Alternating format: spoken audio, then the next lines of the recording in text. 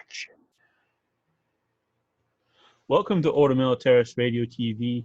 We are going to re-record the new info about Pope Benedict XVI since it was not picked up on our audio for Radio Co. and was not recorded for our YouTube channel. So we are back again with Brother Alexis Bonolo, and gotta love these crazy technical difficulties. Well, thank you, AJ, for having me on Ordo Militaris Radio TV. Always glad to be on. Hey, it's our first week, so there's going to be technical difficulties, right? So the fact they have to do it again maybe is a sign that heaven wants me to say it again. So if you heard this live, 2-3 hours ago, you're going to hear it again. So, but this time it's not live; it's just being recorded. Yeah. Okay. Being recorded. Okay. Okay. Ask away. All right. So, Regensburg Diocese said he's going to stay indefinitely until the brother passes away. Then, in another update, it says he'll be returning on Monday. Then, the life site news writer, Mika Hickson, said, "Oh, that was from the Bild journal from Germany." So, what's going on? Things are very confused. I think it's pretty clear now that Benedict went and visited his brother because that's what he wanted to do, and somehow he convinced the people around him to let him go and do it, which is unusual. In 7 years, he hasn't been allowed to go anywhere. It might have something to do with the fact that just a week earlier, the Libero, a major Italian newspaper, published an interview with myself, which spelled out all the chancery, all the games being played with narrative control, and the fact that Benedict's renunciation is invalid, and it's clearly written to be invalid. So I think the game was up. Everyone in the Vatican knew what was really going on, and that he was the Pope. And I think that might have enabled him to visit. Okay, people realize he's the Pope; he can go where he wants. In fact, he was taken to Germany in the Italian military plane, which is only an honor that Italy accords to the Pope. But once it was out that he might be staying there indefinitely, and there became a media frenzy about Pope Benedict being in Germany, and the newspapers weren't talking about Bergoglio anymore; they were talking about Pope Benedict. I think Bergoglio got very jealous and very envious, so he sent down his nuncio, and all of a sudden you had this announcement on Facebook of the diocese, not in the main site. The main site said he'd stay indefinitely. The Facebook page saying he's coming back right away. And the next thing you know, he comes back, and he comes back in a hidden sort of way. They didn't even, after he left Germany, no one even saw his face. Some Catholic, one Catholic even wrote me and said, "Are we sure he's in the Vatican?" I'm pretty sure he's in the Vatican. He's going to be locked up, and we probably will not see his face again until his funeral, because Bergoglio cannot suffer that anyone have the honor and glory that he wants. But it's pretty darn clear that he's a prisoner, because if he's a free man, whether you think he's Pope or not, he should be allowed to stay in Germany as long with his brother if he wants to stay until death. And I don't know how anyone can think that after staying 3 days, he'd be satisfied with that. Wouldn't be. The fact the nuncio came and all of a sudden decisions were changed, so that shows that the nuncio put pressure on Ganswein and maybe the Vatican policeman that was there and the other staff, and said, "Get back if you want your jobs or ever have a pension," because I don't think they could have put force on Benedict. Yeah. But Benedict gave us a hint on what's going on, because before he left Regensburg, he went and prayed before the tomb of Saint Wolfgang, Regensburg. And he knew if anything about the life of Wolfgang of Regensburg, I wrote an article from Rome about it. He wanted to go into a hermitage. He was driven from power for political reasons. They brought him back, and he died in illness.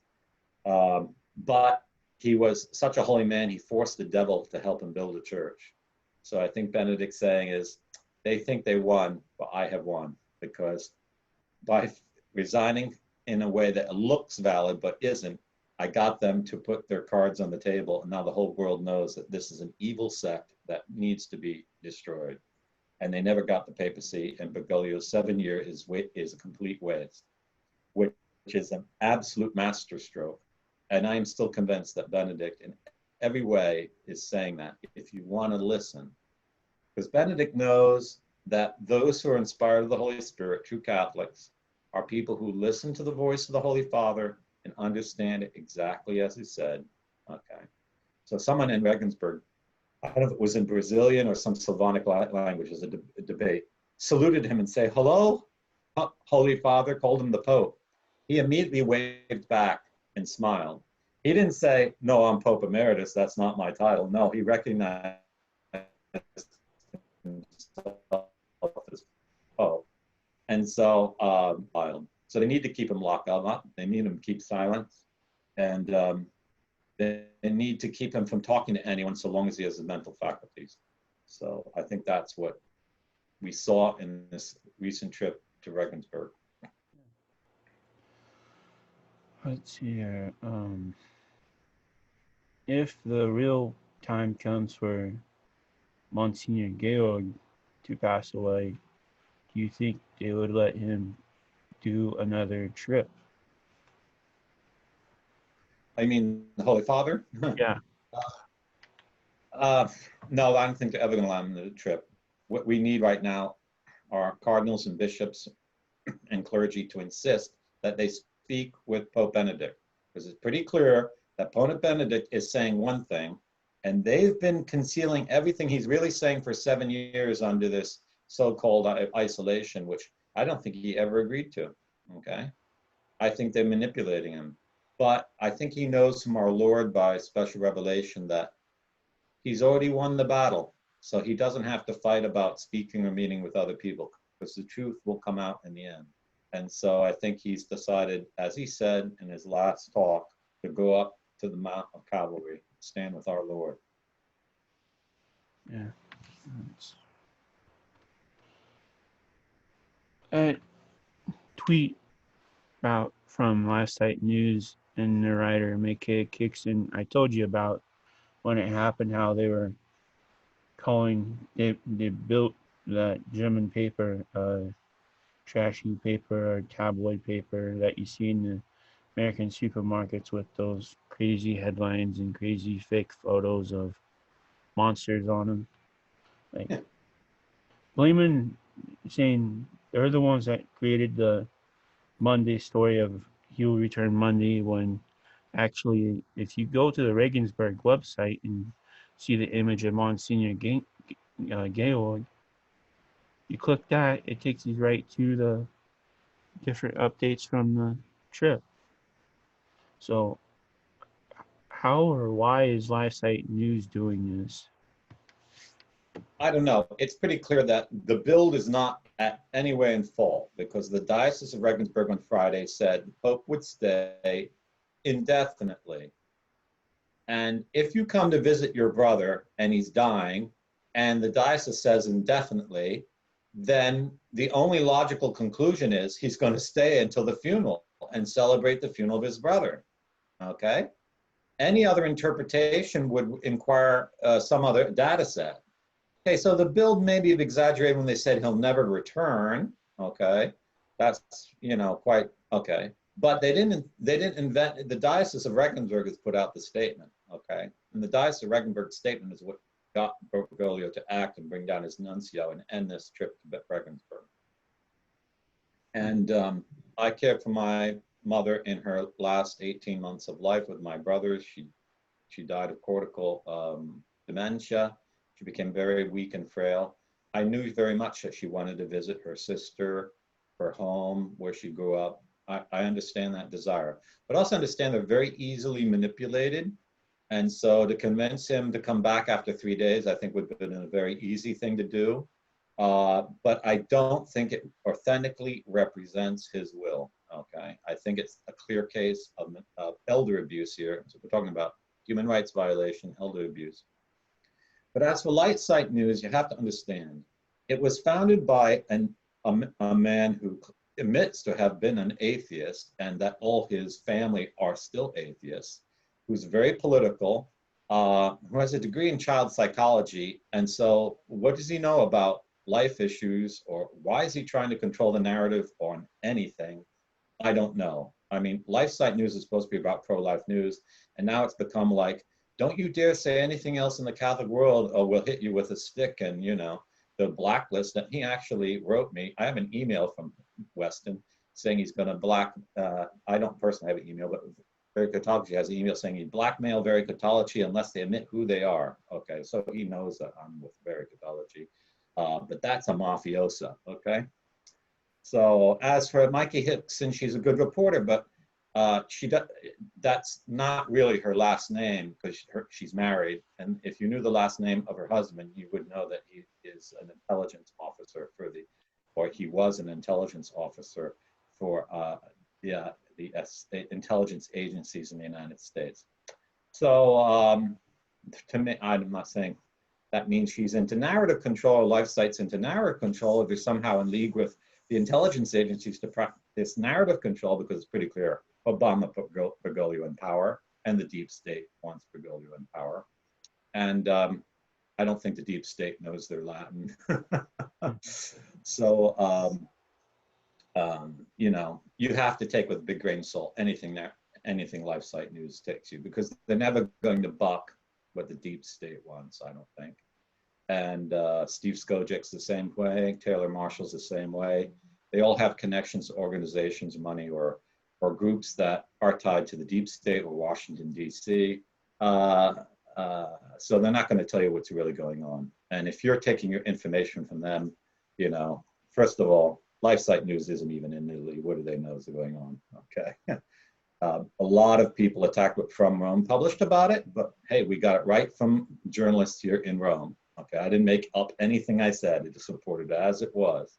So, and they play all kinds of little games, you know. They'll say, you know, how do you know that? And blah, blah, blah, blah, blah, blah.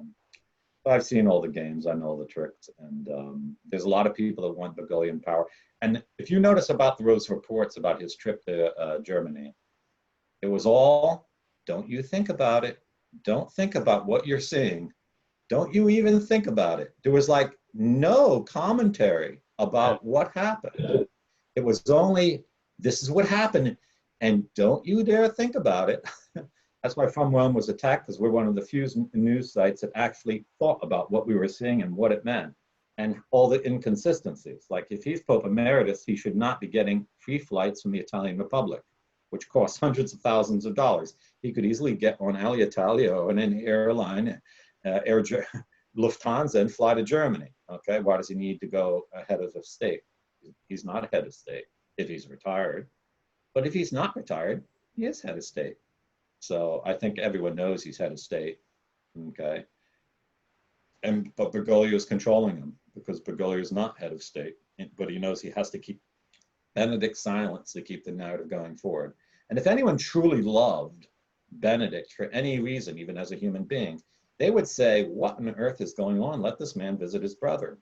So if LifeSite is in favor of the life of the unborn and the rights of the elderly, why did they take the position they took?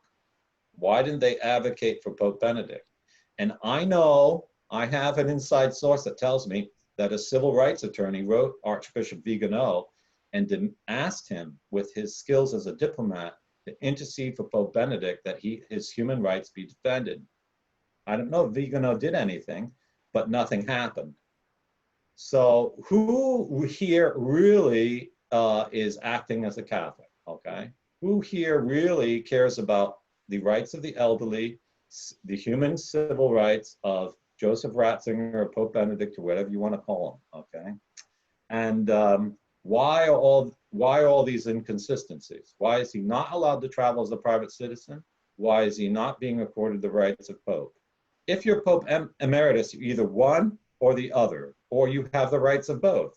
You can't have the rights of neither. Pope Emeritus doesn't mean you don't have the rights of the Pope and you don't have the rights of a private citizen, you only have the rights of a prisoner. That's not what Pope Emeritus means, but that's how he's being treated. And the whole Catholic world needs to confront the facts and protest on this basis. I mean, there should be 250,000 Catholics outside the Vatican now demanding his release and his freedom. But controlled media is preventing that from happening. and that serves the globalist agenda, because Bergoglio is destroying the Catholic Church day after day and making it serve the globalist agenda. We see it in America. All the bishops of America have turned into Marxists overnight because they're under instructions from Bergoglio to do that. So is LifeSite News in favor of life? Is it in favor of the Catholic faith? Or they're in favor of advancing the Bergoglian agenda? And I wonder too, because LifeSite just 2 or 3 months ago, before Diana Montana, or a week after Diana Montana left their association, made the decision to call gay issues a family-related issue. Okay, so the gay agenda wants people to accept homosexuality as a family issue, because they want to get it into a family. They want to define the family as rightly including. They want to insist that one of your sons or daughters is not gay or lesbian. There's something wrong with your family. That's their concept. Or if one of the parents is not gay or lesbian. And so Catholics have never called it a family issue. It's not. It's like saying alcoholism is a family issue. No, it's not. Whether you're an alcoholic or not has nothing to do with whether you've been in a family. Everyone's been in a family. But that's not the cause of alcoholism. Alcoholism is a sin, okay? It's a vice, or it's a psychological problem or a genetic disposition, but it's not a family issue. It has nothing to do with the family. The family is not the cause of it. But LifeSite News changed their position, and now it's a family-related issue. And they were praised for it in the gay press. So maybe they do want Bergoglio in power, and maybe that's really the agenda. And I say that publicly to challenge them. Let's come out and say the truth about what your agenda really is. Because John Weston has given interviews, and he's publicly stated that when he was a young man, he left the practice of the Catholic faith because he didn't agree with Catholic teaching. Well, what teaching didn't you agree with? That's what I want to know. That's my challenge. There is the glove on the table. That's my challenge. Why? What did you personally not agree with? Okay. And if anyone knows John Henry Weston in his childhood and his youth, come out and say what he personally didn't agree with, because he's not like AJ and I, who have been believing Catholics our whole life. We never left the practice of the faith, and we never disagreed with the Catholic Church on anything. Okay. So come out now and say what you disagreed with. Is that what your real agenda is? Is that why Diana Montana left your organization? Is gay-friendly more just a money-raising position? Is it reflect the personal views of anyone controlling the narrative at LifeSite News? Okay, that's my challenge. Okay. We can't answer the questions. Only LifeSite News can answer this question. All right. So I'm predicting that like all the other 2 videos on Pope Benedict, we're gonna have thousands of views, folks. So it's time for us to wake up. Use these 4,000 views per video on Pope Benedict. Raise the issue. Go to the Vatican. Peacefully protest. You know, like when you did against Bergoglio when he fired him, and you chanted Vigano. Now time to chant Benedict at these audiences if and when they start up again. We have to understand that the people in control now are pedophiles and pedophile protectors. They are experts at psychological manipulation, networking, blackmail, and coercion. So controlling Benedict's an easy thing for them, especially if they have the conspiracy of a good number of cardinals and a good number of bishops, but especially if they control the media, okay? And diocesan media is already easily controlled, but it's independence, okay? What I find strange is if you peel back the personal stories of so many of these people involved in narrative control in the English-speaking world, even outside the English-speaking world, you find people that are associated with groups that practice control, okay, or involved in pedophilia. Like, you know, the Legionaries of Christ ran the National Catholic Register, and they sold that to EWTN. They're a pedophile organization, okay?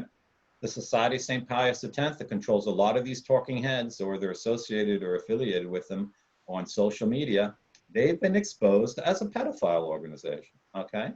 The Sede Vacantis movement, who definitely doesn't want anything to do with Benedict, were founded by a pedophile, okay? So, you know, we have to open our eyes to what's going on. There's a lot of immorality in intelligence agencies. They had a lot to do with, I think, the abdication of Benedict, and they are known protectors of pedophiles, okay? So it's like my recent article, Benedict has returned to his imprisonment, his 7-year imprisonment by pedophiles. You might think that's an exaggeration, but that is really putting the right marker on the problem. That is the problem. And I'm saying that to get Catholic world to rise up and realize we must defend and liberate the Pope. We cannot tolerate his imprisonment. He should have the right of freedom and access, especially all the cardinals and all the bishops and all the heads of state have the right to speak with him and hear it from him, not from George Ganswein needs to be removed, and all those other people around him need to be removed, because we need to know what the Holy Father really thought about what he really thinks. We have a right to access to the Holy Father. He is the head of the church, and as Catholics, we have a right to access with him. Matter of fact, it's in canon law, the penalty excommunication, anyone obstructs free conversation between the Pope and the people of God, okay?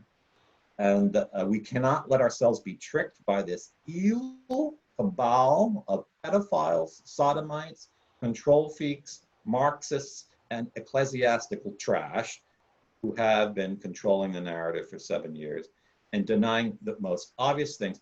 With the straightest face, they'll say, oh no, the Latin word munus and the Latin word ministerium mean basically the same thing.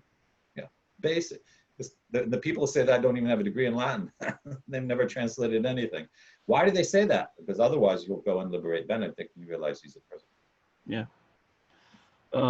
There's some new reports that you said in the first video that didn't get recorded are being done.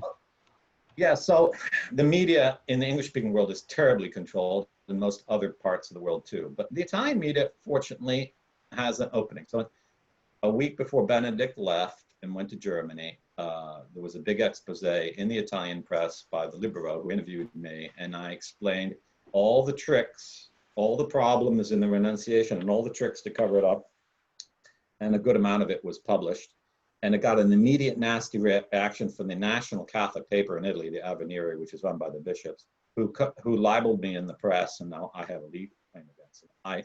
I promise you, I will take action on that legal claim because I am not what they claimed I was. And they said that purposely because they have no argument. See, you imagine that the Vatican, all these canonical experts, all these doctorates in theology and canon law. I mean, they have even Cardinal Burke. They have dozens, more than dozens of doctorates of canon law. After the Libero interviewed me and I explained canonically what's wrong with the act, they couldn't find one canonist in the whole church to write 2 paragraphs in Avvenire to respond to my argument. They had to instead just insult me. Okay, people said, "Oh, you're going to be upset, brother, because they insulted you in the paper."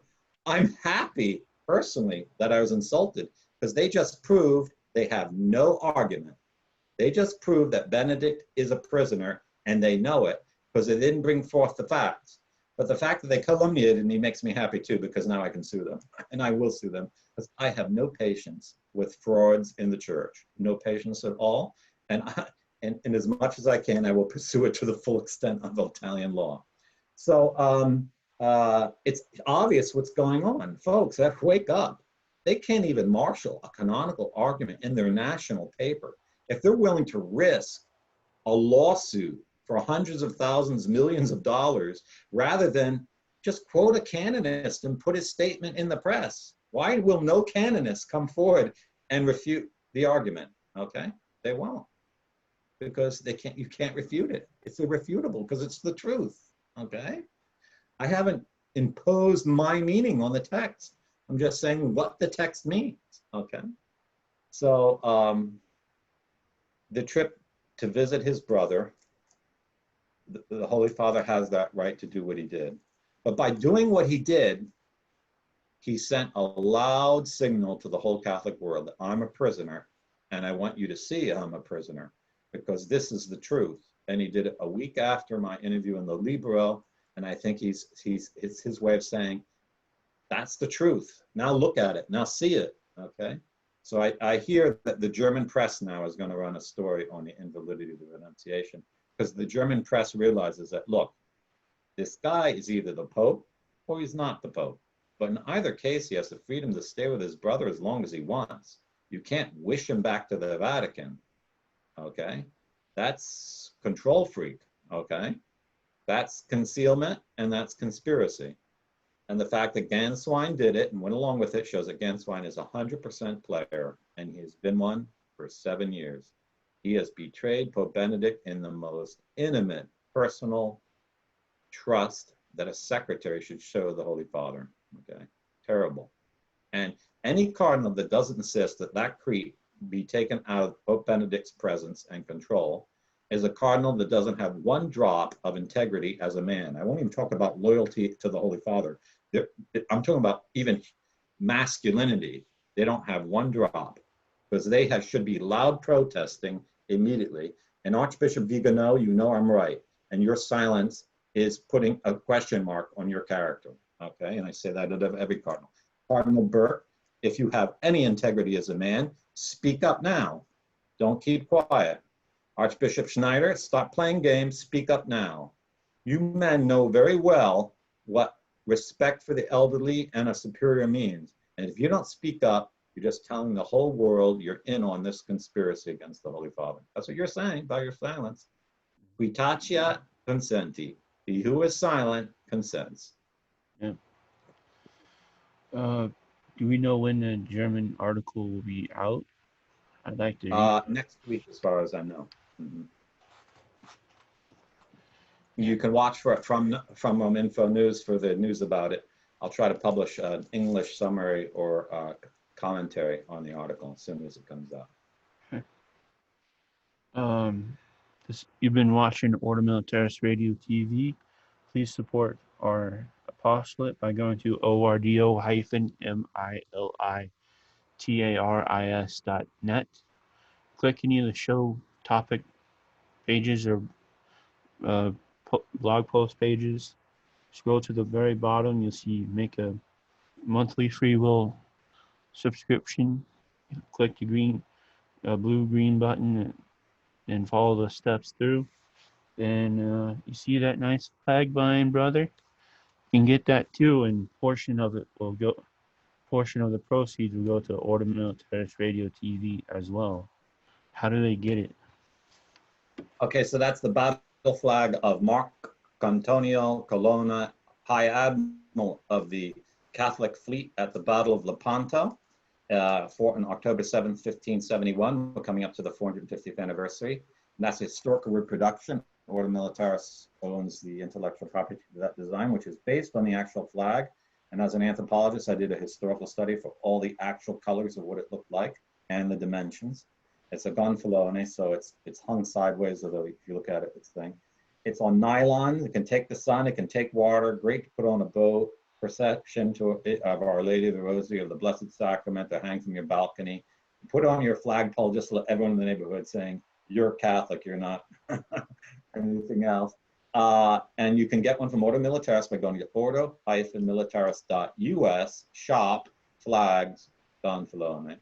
And for every flag sold, we'll give half the proceeds to ordo-militarisradio.net, ordo-militaris.net, correction, and pay the bills at the radio and help grow the equipment. Since as an apostle of Ordo Militaris Catholicus, we hope that the apostolate grows, and certainly the English-speaking world needs free, uncontrolled media like Ordo Militaris Radio TV. Yep.